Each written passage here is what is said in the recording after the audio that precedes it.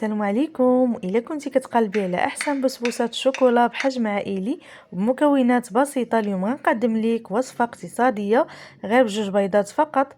تبعي معايا الفيديو خطوه بخطوه وغادي تحصلي على احسن والذ واسهل بسبوسه الشوكولا، كتجي مشكل طاو رطبه وهشيشه وكتذوب في الفم بنتيجه مضمونه 100%.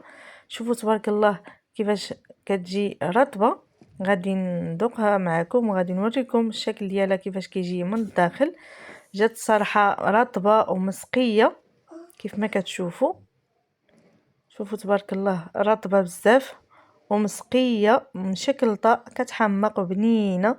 جربوها وما غاديش تندموا، وبدون سكر راه جات رائعه الصراحه كتحمق. شوفوا تبارك الله الرطوبيه ديالها وهشيشه بزاف. غادي ندوقها معكم. شوفوا تبارك الله كيفاش كتقطع معك بسهوله في يعني بكل سهوله كتقطع مفتيه وهشيشه كتحمق كيف ما كتشوفوا. الصراحه انا عجبتني بزاف، اتمنى انكم تجربوها، انا متاكده انها غادي تنال اعجابكم. شوفوا تبارك الله جات فتيه وهشيشه بزاف. يلا نحضروا هذا الخير. بالنسبه للمقادير عندي خلاط كهربائي غادي نعمل فيه واحد ساشيه د الفاني، وغادي نعمل هاد كاس د شوكولاط ناقص واحد شويه. عندي كيجي هاد الشوكولاط مخلط بالسكر، فلهذا ما غاديش نعمل السكر، غنكتفي غير بالحلاوه ديالو. ونصف كاس من الزيت، جوج بيضات،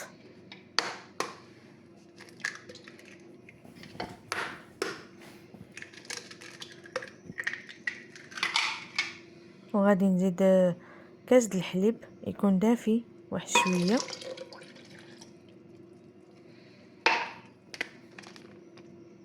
وغادي نزيد هاد الساشيه د الشوكولاط ديال وحده، وغادي نعمل كاس د سميده، وغادي نزيد الكاس الا ربع، يعني جوج كيسان، واحد الكاس ناقص شويه، المهم كاس الا ربع. وغادي نعمل جوج ساشيات الخميره د الحلوى، وغادي نطحن كل شيء في الخلاط الكهربائي. وغادي نكون دهنت المول ديالي بالزبده، وغادي نرش وغادي نخوي الخليط ديالي عفوا مباشره في المول كيف ما كتشوفوا كيجي على هذا الشكل هذا. القوام ديالو هو هذا. غادي نحاول انني نعدل نقد الخليط ديالي في المول باش يجيني متساوي بهذا الشكل هذا. صافي وغادي ندخلها للفرن. ندوزو نحضروا الصلصه اللي غادي نرافقها معها. غادي نعمل كاس د الحليب، وغادي نعمل كاس ناقص واحد شويه د الزيت نباتيه، ونصف كاس من السكر، جوج ساشيات ايديال شوكولاط ايديال،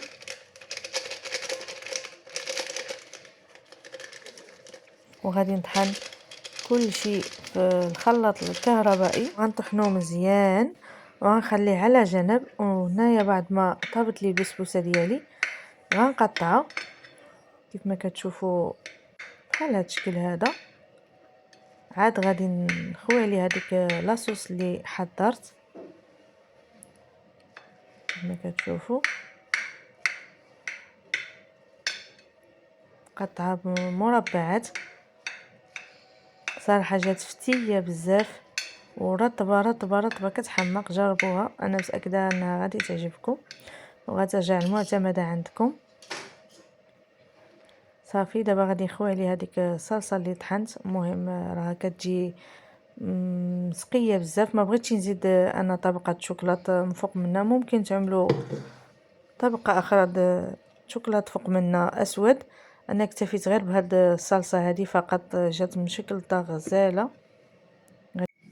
وهكذا كنكونوا سالينا وحضرنا ألذ وأسهل بسبوسة بالشوكولا غير بجوج بيضات وبحجم عائلي، ناجحة وسهلة وسريعة. إلا عجبتك الوصفة ما تنسيش تخلي لي لايك وتشتركي معايا في القناة وتفعلي زر الجرس باش يوصلك جميع كل جديد الوصفات والحلويات الاقتصادية والسهلة ديالي. وخلي لي التعليق إلى جربتيها ونجحت معك، وبالصحة والراحة.